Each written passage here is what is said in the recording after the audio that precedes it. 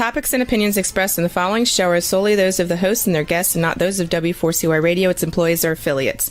We make no recommendations or endorsements for radio show programs, services, or products mentioned on air or on our web. No liability, explicit or implied, shall be extended to W4CY Radio or its employees or affiliates. Any questions or comments should be directed to those show hosts. Thank you for choosing W4CY Radio.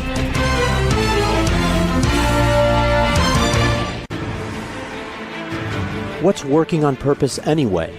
Each week, we ponder the answer to this question. People ache for meaning and purpose at work, to contribute their talents passionately and know their lives really matter. They crave being part of an organization that inspires them and helps them grow into realizing their highest potential. Business can be such a force for good in the world, elevating humanity. In our program, we provide guidance and inspiration to help usher in this world we all want, working on purpose. Now, here's your host, Dr. Alise Cortez.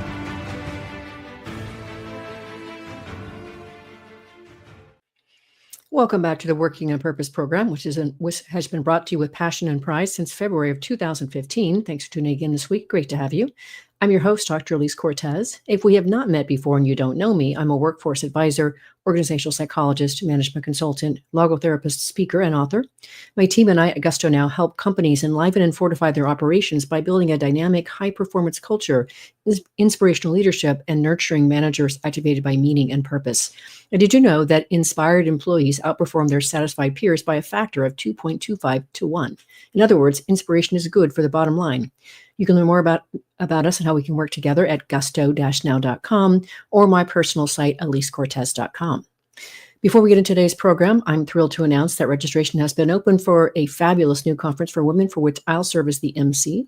It's called Thrive in 25 and is a jam-packed few days in Chicagoland, June 25th through 28th, 2025, and is designed to develop women as whole selves. From bolstering your mindset, to your financial acumen, to leadership, to incorporating nature and art into your life to raise consciousness, and much more. You can visit thriveit25.com for information. And when you register, use my promo code. It's, of course, Gusto in all caps. And that will give you access to some other free books and programs I'm gifting to registrants as well. Now, getting into today's program, we have with us David Cohen, who is an author, business coach, and facilitator at Your Big Venture. He specializes in helping business owners mind their strengths, get clear on their value, their markets, and then begin to develop a sales and marketing game plan that gets results. He's the co-author of Live Life Swift, which we'll be talking about today. He joins us today from Toronto, Canada. David, a hearty welcome to Working on Purpose. And as we would say in Canada, a hearty welcome, eh? I forgot the A part. I'll work on that. Well, first, let's give a shout out to how it is we know each other. Our common dear friend and mentor, Dr. Lance Secreton, out of Canada. He is why I know you, why we came together, and I know that you have credited him in the front of your book as well. So we'll start with a Lance, we love you. Start. Yeah, let's throw some good energy his way. He's still at it. He's really an amazing man. I mean, he's 84. I think he's going to be 85 this year. He'll kill me for spilling that, but and he's still very vibrant and vital and loves what he does. And how can you not be inspired by him and his work in leadership? You know? Agreed. And this actually is a nice way to kick off our conversation today about living life swift. Yes, he is to be 85 years old. And ladies and gentlemen, Lance travels 100 days of the year. He skis 100 days of the year. And he kayaks 100 days of the year. And he has many, many, many clients still all over the place. And I think he has, I don't know how many books out, 23.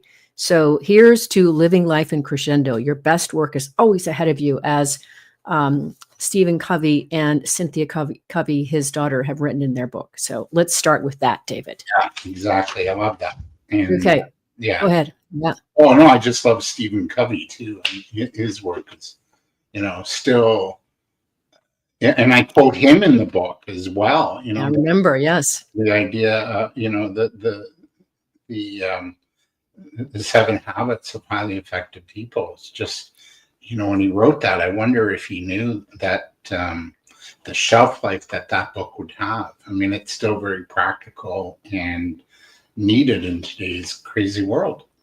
I know. It's really wonderful to get to celebrate that. Well, let's talk about you, my friend. One of the things that I find very interesting about you is that you are focused on empowering young entrepreneurs and employees between the ages of 19 and 35 to have the courage, the confidence, and the soft skills to succeed and to lead. So, of course, I have to ask, I'm a meaning and work and identity researcher, among other things. Why that generation, that age segment, and why that focus? That's a really good question because I've switched it. This is something new. It's a new focus and a new direction. Not entirely new in terms of it's still learning and coaching and leadership skills training. However, the way it's being delivered is very different and new. And so it was born out of two things: a passion for teaching youth. And in my current sort of work, iteration of my work, I do training and coaching work with nonprofit entrepreneur training programs in the GTA, in the Greater Toronto Area. And a lot of that is with youth entrepreneurs. They have a real passion for youth, and that they have that direction, they have the confidence, they have the skills in order to succeed. And I see that's lacking. Like there's, in my research, there's a real gap as far as that's concerned. And the other thing too, this is a bit more of a personal why, if you're to kind of look at Simon Sinek's, what's your why? I lost my dad at 10, and I was raised by wolves. I mean, three older sisters and mom. That was your out loud voice, David. I heard it. Yeah. Don't tell them. But I didn't have that father sort of figure to guide me, and make it in this world. Women are different than men. My mom was a stay-at-home mom when my dad passed, so it's a bit of that too. It's part of the journey in my wound. And then I love, as I said, I love teaching them that group of 19 to 35-year-olds. As a matter of fact, I'm teaching them a group tomorrow morning on Zoom about business planning, and it's this is sort of maybe the last part of my journey as far as my teaching and coaching and consulting career goes. And I want to make an impact and a positive difference. Hear, hear. We need more of that in the world. Well, one of the things that you and I have in common is this idea of helping people to champion to their best lives, whatever that is. I do that, of course, usually inside organizations, although I do, like you, have now the ability to focus and help individuals as well with my online academy. But I am interested from your vantage point, why do you think people generally, there's several reasons I'm sure, don't tend to pursue their fullest life, their biggest goals? What holds them back? Man, in a way, I've lived a little bit of it. I think fear is fear of change and fear of the unknown. And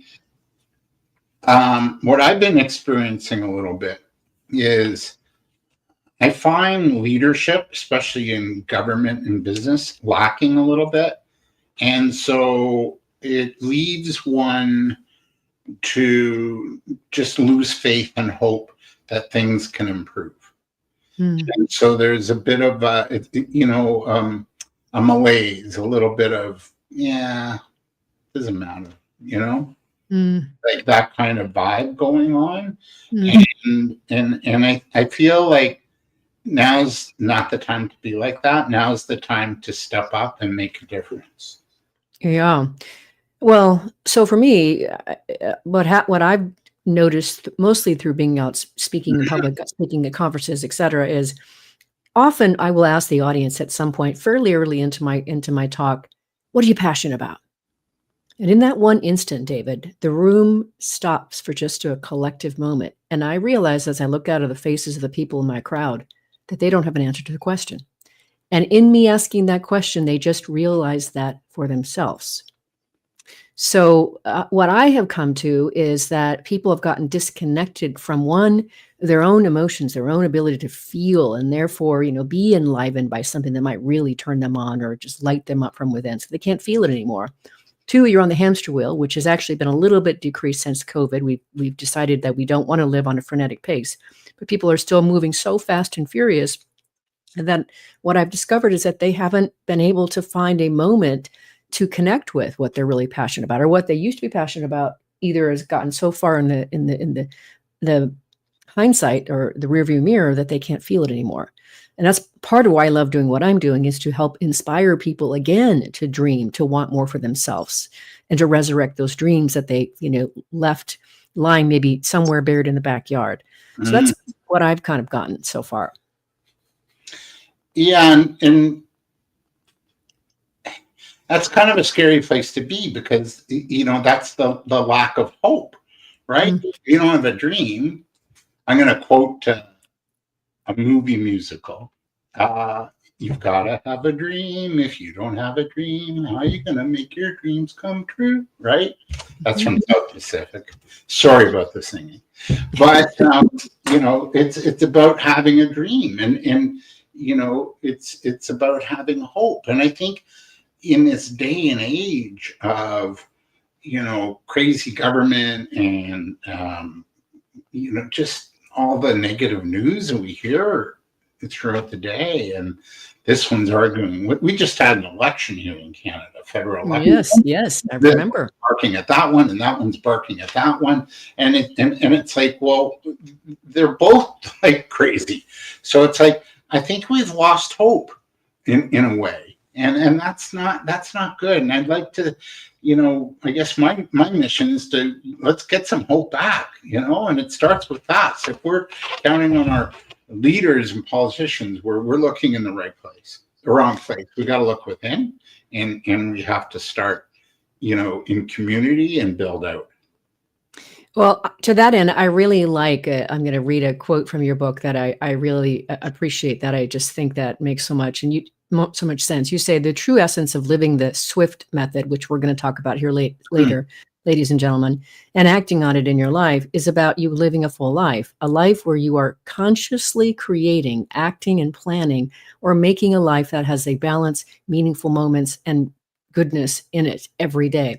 So for me, one of the key words there is consciousness, being very, very intentional about what it is that you allow yourself to think, which we can do anytime. It doesn't matter who's in the White House, who's governing your country, or what's going on in the world. We have complete control over what happens between our two ears. Exactly.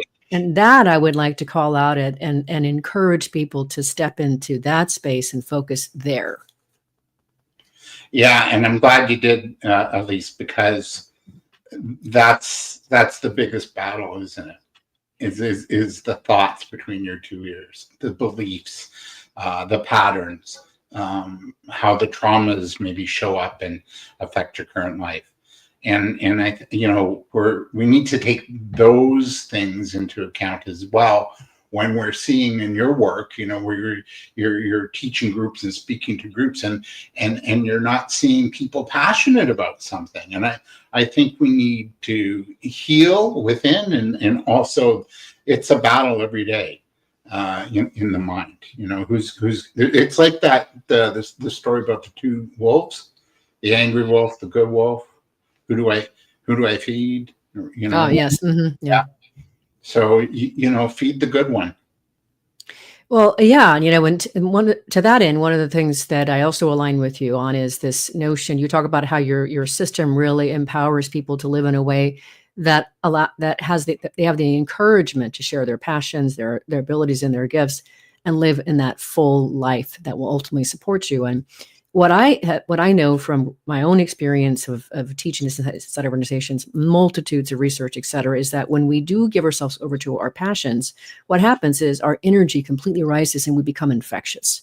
And that's why I encourage leaders to build into their culture spaces for people to talk about and pursue their passions, even if it isn't directly related to their job, because it so increases the energy and vitality of the organization and the people around them. It becomes a positive virus, if you will, of sorts. And so when you do that, now you raise the whole energy across your whole entire life, and you have more energy to pursue more things in general. Mm-hmm. But Lance, we were talking about our friend Lance, and he just posted on his LinkedIn profile the Gallup study report about engagement in the workplace. Yes, I saw that. And it wasn't pretty. No, it was rather pretty ugly. Yeah. So that then you're also, you're going upstream against that too. So you've got disengagement. You've got managers that are tired, and I think in a sense that's another challenge that nobody talks about, but it's there, and it's there with, like, I check in with my friends and colleagues, and how you doing? Oh, I'm really tired, and so there's this sort of fatigue of fighting uphill. And for the past 5 years, it's been one thing after another, in the news cycle or in society, and it wears one down. And I think when you're worn down, where then how can we access that passion? Yeah, no, I understand. We're going to give our listeners and viewers a little bit of time to think about, so we go on our first break. And I would encourage you, listeners and viewers, to think about, where are things going great in your life, and where do you feel that worn down piece that maybe we can start to get you focused on getting out of. But let's go ahead and take our first break. I'm your host, Dr. Alise Cortez. We've been on the air with David Cohen of Your Big Venture, where he specializes in helping business owners mind their strengths, get clear on their value, their markets, and then begin to develop a sales and marketing game that gets results. We've been talking so far about his focus and passion on helping empower and enable youth in work and business, as well as the importance of now intentionality. After the break, we're going to get into his SWIFT model. We'll be right back.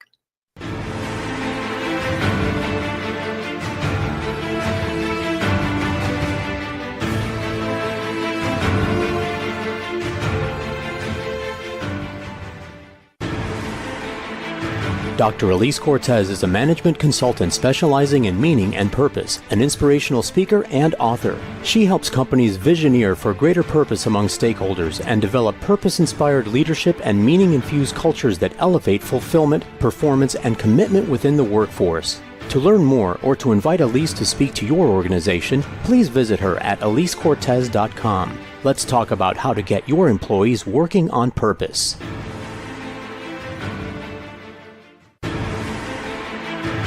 This is Working on Purpose with Dr. Alise Cortez. To reach our program today or to open a conversation with Alise, send an email to Alise, A-L-I-S-E, at alisecortez.com. Now, back to Working on Purpose.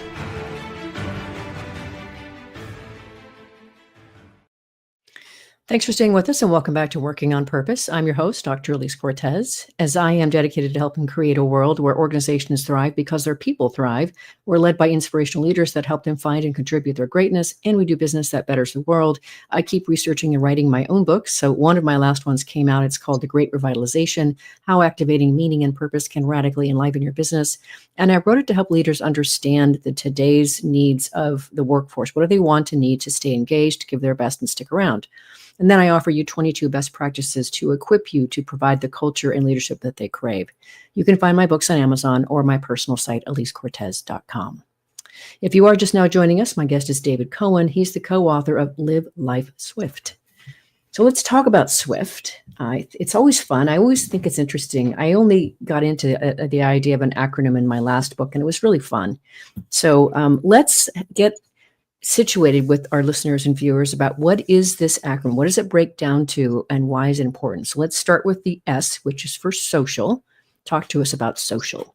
So it's about, the whole concept is about having balance and meaning and purpose in how you live your life. And you can't just do one thing. You want to, there's 5 key pillars, and that's the SWIFT model. So the idea of social is make sure you have a social life.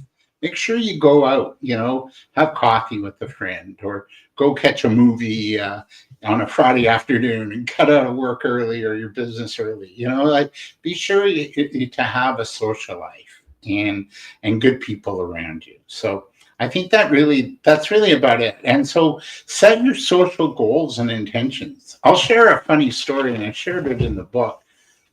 This quick concept, I finally acted on it like 2.5, 3 years ago. And the book came out this past January. But it's been with me for a while, since like 2003. And in a land before time, before Facebook and LinkedIn. And podcasting. There was no podcasting then. Anyway, I was speaking at a business for a town just outside of Toronto, and their economic development team had these breakfast meetings, and they brought me out to speak, and I spoke about the SWIFT method. And so when I'm sharing my social goals, my goal was to go on a blind date, This is in your book. This is great. Yeah. And some woman at the end comes up to me, who I kind of knew from my business out in that area, said, "Are you really real about being fixed up? Because I have somebody for you." And we actually went on our date, our blind date, and unfortunately, she was moving out west. Like, it would be like you're in Texas, so it would be like I'm in New York and she's moving to Texas, right? It didn't go very far, but you got to be careful what you wish for and what you say, because it just might happen. So, set those social goals. Make sure you have a social life. Really important. Yeah, and I like how you talk about, what amazing people are you wanting to connect with or reconnect with. Set your sights high, set your standards for where you want to go in life. I think that's such a great situation. For me, you talk about other hobbies and things. I lived in Spain and Brazil in my mid-20s, and when I came back, I was like, one day I am going to take tango. Well, I finally, because I saw it in Argentina, I started taking tango in 2019, and I absolutely love it. So I'll be going to class tonight. I take improv classes, storytelling classes, and singing classes. So I'm with you. I think I'm doing good on the S in many regards. Yes, you are. And we should talk in the form of a question. Absolutely. Yeah. And yes, and right. And improv is always about yes, and. Yeah. So we build on that, and it's really wonderful. It's helped me in so many ways. Anyway, so it helps me be a better speaker, a better presenter, a better connector, and it turns out it's pretty fun too. It is. I took it as well. So I've done 3 courses so far, and it allows you to be that little inner kid. Absolutely. And co-create with people, which is so fun. You have no idea what's going to turn out, what's going to be on the other side. And so really, really quick, I told a story from my storytelling class, which is about my beloved grandmother and me making cookies for her and burning them. And she proclaiming them to be the best cookies she'd ever had, because that's what grandmothers do. And afterwards, the improv came up to riff on our 3 stories. And I was delighted to know that they riffed a lot on mine. And what they did is, there were 4 of them. At one point, they created a scene where the flour and the butter that was all over the floor got into a fight. It was so fun.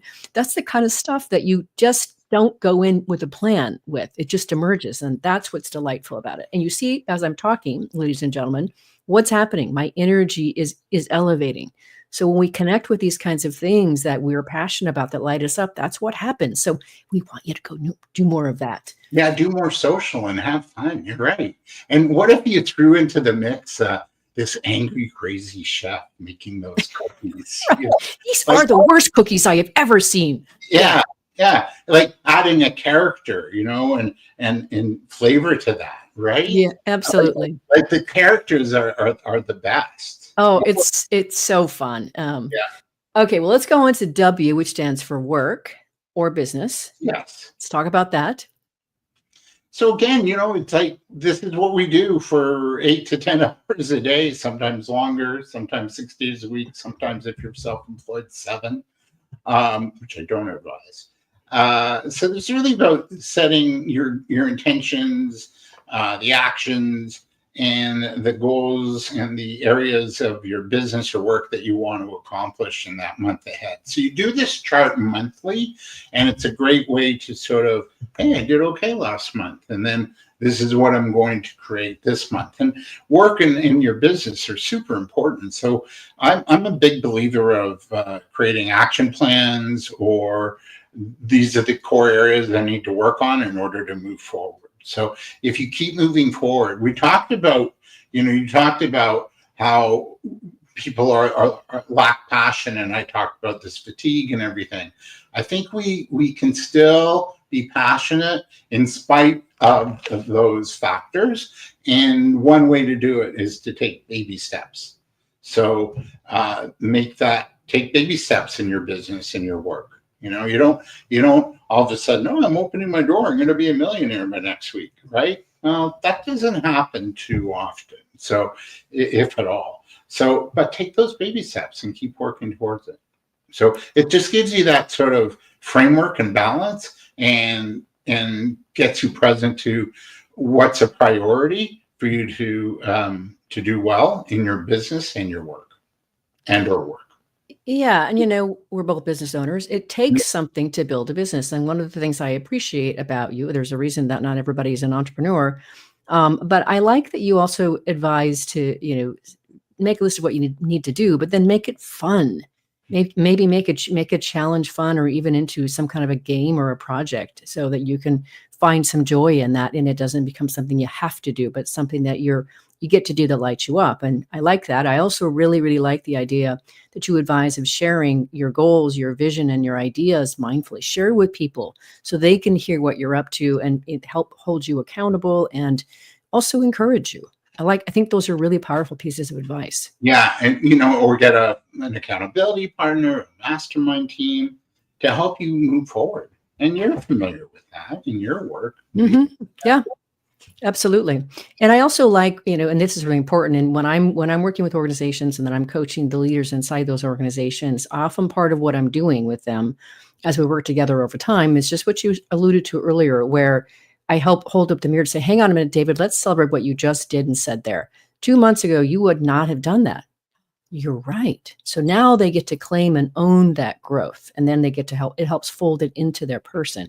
But that celebration of like you do by looking at these things monthly really helps you to recognize you are making progress. And I really like that part of your system. Yeah. And you could take this into a company too, the SWIFT method. And as a team, what are you going to work on over the next month? What are the high priorities and must do's? Yes. Okay, so the next letter in the acronym of SWIFT is I for inner. Talk about inner. Yeah, that's really about nurturing your inner world, your inner self. So we talked about it already, about managing the thoughts. Yep. Mm-hmm. So I'm so glad you brought that up. And but it's also about taking time out to nurture your inner world, which is, you do that with prayer, reading. If it's, reading a passage in the Bible, if that's for you, then do it, right? Meditating. I meditate, I do journaling, and I do a gratitude journal every morning before I get going. And I've got to be able to do those in order to have a positive day. And I also set my intentions for that day. Mm-hmm. So that's what inner is about: learning, reading, meditating, journaling, studying, so you got to work on your inner game. And we talked about Dr. Stephen Covey, and that would be my version of sharpening the saw. Mm-hmm. Yes. I do several of them. I have some of the similar practices that you have, and it's so important to cultivate your presence, your mindfulness, and your awareness. So that's part of what those things tend to do as well, which is wonderful. Mm-hmm. Okay, let's talk about F, which is financial, the dollar part, the money part. Yeah. When we did our research for this, we had beta testers, and this is one section that none of them liked. It's like, yeah, but you got to think about the money. You've got to have a game plan. You can't just, have a goal in mind and have a game plan and get the proper help around you to accomplish it. Plus, in this day and age, it's not just dollars and cents or stocks and bonds or real estate or minerals like gold and silver. Now you got, cryptocurrency and, all kinds of other ways to make money. And, also the financial ties into your work or business. I mean, if we're going to leave, in some cases, it's directly related to the amount of money that we're making or not making. So it's important. It's a section where you can write down the actions and the goals and your intentions and work on it. Yeah, and I think we both agree. It doesn't matter how old or how young you are. It just start. It's just now is a good time. If you haven't started anything on this front before, today's good. Yeah, exactly. I love that you said that. Yeah. Okay, the last one, which is really quite delightful and surprising. The T stands for take care of. Yeah, and that is taking care of your health, your family, and also doing work in the community, taking care of others in the community to make the community stronger. Yeah. How this relates or aligns with me or speaks to my heart, you might remember that I'm a logotherapist, which is Viktor Frankl's existential philosophy or psychology. And a lot of what he's talking about is, when you employ the idea of self-transcendence and you're focused not on yourself, but on other people, that lends to a sense of vitality. We are better as humans when we are helping and serving others, when we're not absorbed in our own problems, our own issues, but rather helping someone else. So this one really speaks to me for those reasons. Yeah, and I agree with you, and I'm glad that it does. I feel too that if we get out of our own way and let go of what's in our way, when we're helping others, oh my God, the gift in that is incredible. And we share stories in the book about helping others and in the community. And I think you get a lot more from it than what you give. And it's really incredible. So I feel like we all need to have some element of give back. I completely agree. And now you've summoned a story for me, which I'll share when we come back from the break. Oh, good. I'm your host, Dr. Alise Cortez. We've been on the air with David Cohen of Your Big Venture, where he specializes in helping business owners mind their strengths, get clear on their value, their markets, and then begin to develop a sales and marketing game plan that gets results. We've been talking about his SWIFT model to live your best life. After the break, we're going to get into some various ways you can apply some of the ideas and the ways that he thinks about things and helps his clients. We'll be right back.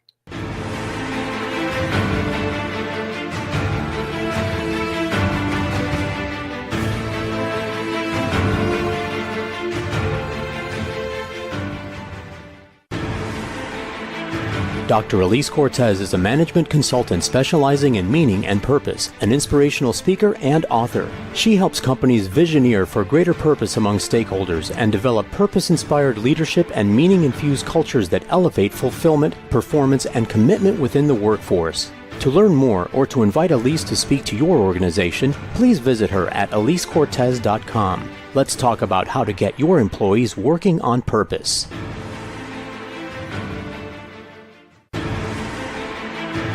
This is Working on Purpose with Dr. Alise Cortez. To reach our program today or to open a conversation with Alise, send an email to Alise, A-L-I-S-E, at alisecortez.com. Now, back to Working on Purpose.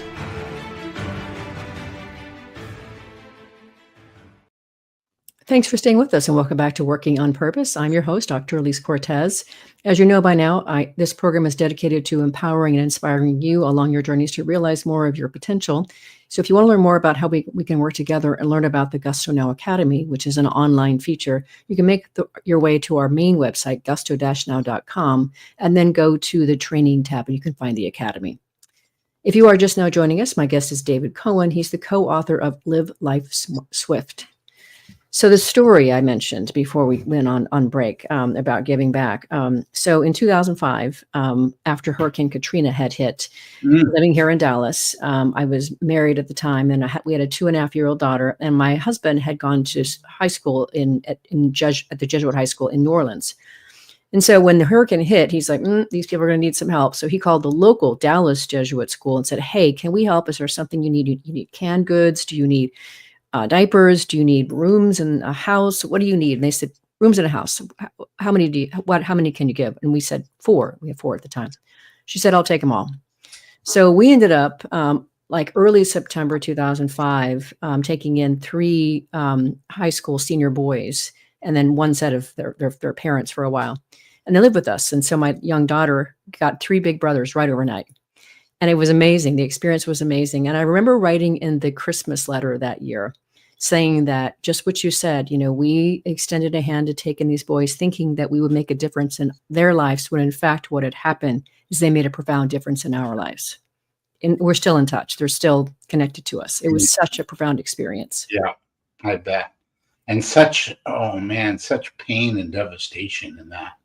I remember watching, and it was like on, CNN or whatever. Here we get CNN here in Toronto, and after 3 days, I had to stop. It was like, this is too much to bear. Yeah, it was amazing to be with them as they went through all that. So they stayed with us for the 4 months while their school was rebuilt, and then they went back to New Orleans to finish the rest of the school year. Anyway, so that speaks again to the power of the human spirit to persevere. And part of that is I want to get to one of your pieces of advice that we can use to apply to make our lives their best and their fullest, and that is to believe in ourselves. Yeah, if you don't, nobody else is. I don't mean to be flippant about that, but you really do have to have some sort of belief or even self-love and self-nurturing, because I as an entrepreneur, these past 2 years, I've found it the toughest, most challenging 2 years in my business life than I've ever experienced. Mm-hmm. And so we need to adapt and adopt really smart habits, and the SWIFT method is definitely going to help you do that. And just you need that kind of support. You do, and sometimes you need to be reminded of believing in yourself. And so I love to share this example. It's from the movie Cinderella Man. Russell Crowe is a boxer, and his coach, I forget his name, but I love him as an actor. Every time that Russell was going in for a fight, they'd be in the prep room, and his coaches put his tape and his gloves on him, and so the coach is standing. Russell Crowe is laying on the table, and his coach says, "Who was that knocked out so and so in the third round?" And Russell says, "I believe that was me." And then the coach goes on, "Hey, who was that?" He goes on with a few other things where he's surfacing and remembering some of his fights. And one of the best times that he does that, so Russell goes, "That was me." And then the last time he says it, he goes, "But I'm beginning to believe it might have been you who did all that stuff." But the point is, his coach was helping him believe in himself. And we do need that sometimes. If we can't summon it for ourselves, being in association, choosing who to socialize with and be in communion with can help remind us of those things when we forget how great we really are. Yeah. I just saw Lisa Nichols on Tony Robbins and Dean Graziosi event this last week on Thursday, Friday, Saturday. And she spoke on Saturday about she was a swimmer, a competitive swimmer as a teen, but she was like the worst. She never won. She came in last, Anyway, she was bumped up to compete with older girls. And she said, "No, I'm going to make a difference this time. I'm not going to finish last. I'm not going to be a loser." And she spoke to her grandmother right before the swim meet. And her grandmother instilled this: winners never quit, quitters never win. And so she dove into the pool in the race.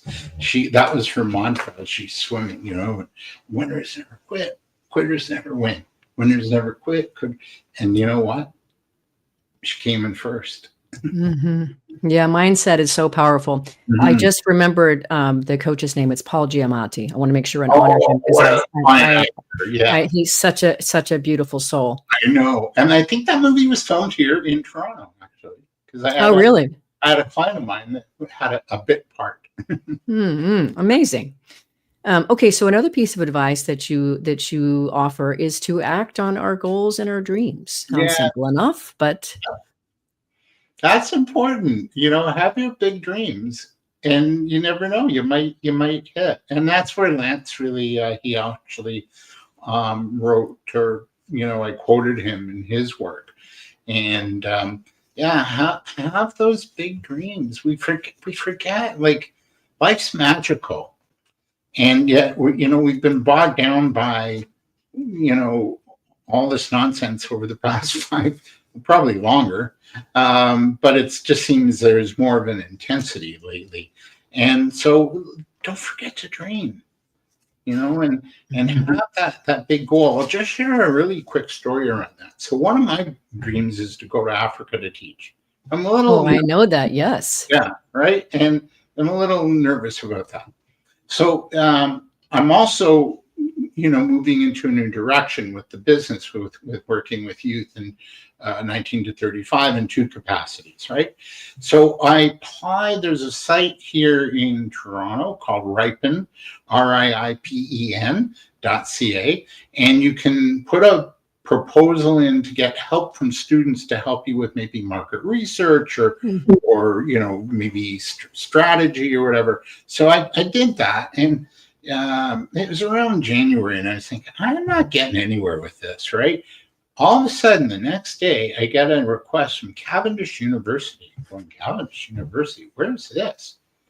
So we meet, and they're in Zambia, and they want to work with me. And matter of fact, we had a meeting yesterday, and then we have one last meeting on Friday, and we'll complete the work. But now I've got a relationship with somebody that in entrepreneur. So these are students that are in entrepreneurship or business. And I'm going to definitely pursue that and talk to them down the road about maybe, if I don't teach online, maybe for now, but within the next year to come in person and meet the students and speak to the class. So isn't that funny? It just showed up.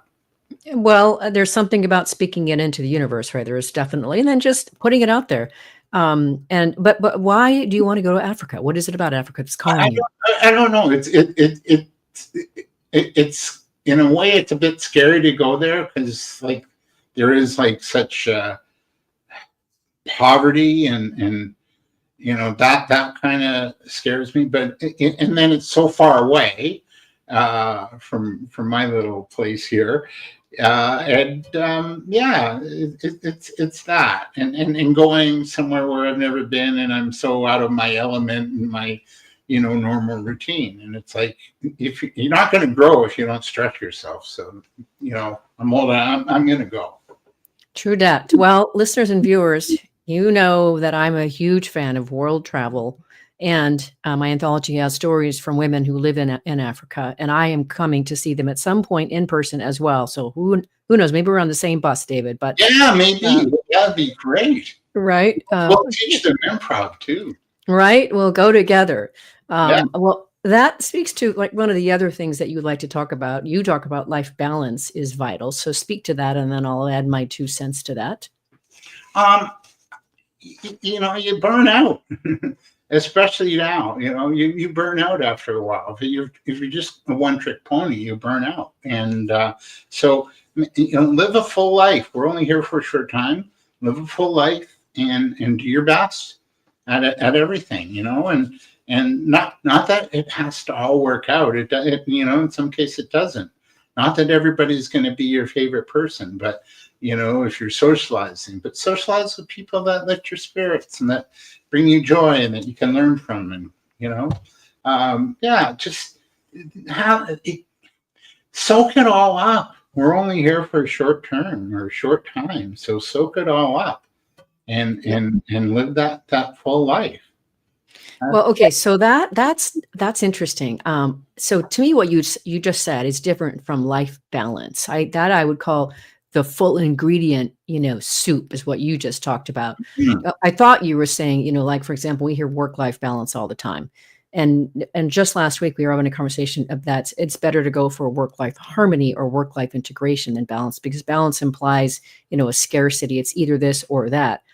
So I like the way you described that and totally align with that. Yeah, that's why, we're all about going for the gusto here at Gusto Now, right? That's our thing. Yeah. And that's so important. Live with gusto. Fire on all cylinders, Yeah. Yeah. Yeah. And have a balanced approach. Not that it's work-life balance. It's like have a balanced approach. Don't just be all work, no play. Right. You'll have nothing in the end. Yeah. Enjoy the buffet of life. Yes. Exactly. I always tell people, when it comes to running, for example, to keep myself going, I've got a formula for how I keep running. And that is I follow the best looking man in the field, and then I have somebody release the wild animal behind me. And it works every time to keep running.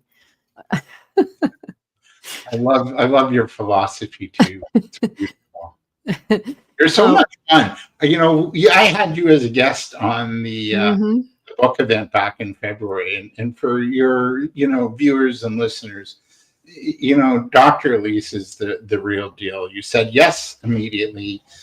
You came on, you did a talk. You're so gracious and professional, and now tonight I find out that you do improv. So you're just the real deal. Well, thank you, David. I'm trying to eat the whole buffet of life too. So, and I happen to be a pretty good eater, so it helps. Okay, so to finish this conversation, we have just a couple of minutes here. I want to talk about this idea of the big challenges, big dreams. It's hard. Like writing a book, for example, is hard. Those bigger, longer term projects. So, give us your perspective, your advice, and how do we keep ourselves focused on those big challenges to make them come true? 2 words. There are 3 words. Chunk it down. Just do it in bite sizes, because it took over 3 years to get that, or 2.5 to get that book going, and there's phases. So enjoy the journey, because you'll end up, it'll be on Amazon eventually. Just keep enjoying the journey, keep working through it, take it in. It doesn't have to be overnight. Take your time with it and chunk it down. Do it in bite-sized pieces. It's a lot nicer. I like writing Saturday mornings, for example, first thing in the morning, and I have a coffee and I have nice jazz music on, and I'm in a nice place to write. Yeah.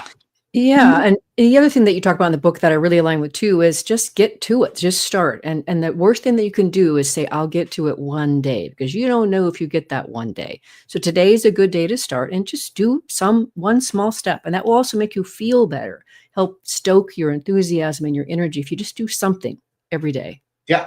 An hour every day. I'm teaching business planning tomorrow. And people get freaked out. Oh, I hate business plans. They're so long. They're tedious, blah, blah, blah. It's like, just do a half hour a day. And by a month, you'll have it. Yeah. Well, it's been beautiful to get to know you better, David. All these times that we've been on our mentorship calls where Lance is pouring into us. And so getting connected there. But now I feel like I know you on a whole different level. Thank you so much for coming on Working in Purpose, talking about your life, your business, and live life swift. Beautiful. Thanks for allowing me to be your guest. And what a joy. I remember booking this back in January, and I'm thinking, May, oh my God, it's so long. And then here we are. And what a joy you are to be on your show. And I love the work you're doing. So, keep up the amazing things. You're doing amazing work. Well, thank you, David. Would you like to give the listeners and viewers, say 30 seconds of a perspective, pearls of wisdom, encouragement? Get the book. It's on Amazon. Live Life Swift. Just live your life, to the best of just do your best. You can go to bed every night and say, I did my best. Whether it's socializing or your business or, your money, I'm doing my best. That's all we can do. Mm-hmm. Beautiful, David. Thank you. Listeners and viewers, if you want to learn more about David Cohen, the work he does at Your Big Venture, or his new big book, Live Life Swift, start by visiting his website. It's yourbigventure.com, yourbigventure.com. Last week, if you missed the live show, you can always catch it via recorded podcast or wherever you get yours. We were on air with Dr. Tracy Brower, who is a PhD sociologist studying happiness, work-life fulfillment, and the future of work. We talked about these seemingly elusive concepts and how we can put them into action into your culture. Next week, we'll be on the air with the dynamic duo of Funke Ninyaya, Michaels and her co-author, Nebiya Abusa, to talk about their new beautiful book called Modern Leadership Inspired by Mother Nature. I can't wait for this. And by the way, one of them is from Africa. See you then. And remember that work is one of the best adventures and means of realizing our potential and making the impact we crave, and can give us the opportunity to do business in a way that betters the world. So let's work on purpose. We hope you've enjoyed this week's program. Be sure to tune into Working on Purpose, featuring your host, Dr. Alise Cortez, each week on W4CY. Together, we'll create a world where business operates conscientiously, leadership inspires impassioned performance, and employees are fulfilled in work that provides the meaning and purpose they crave. See you there. Let's work on purpose.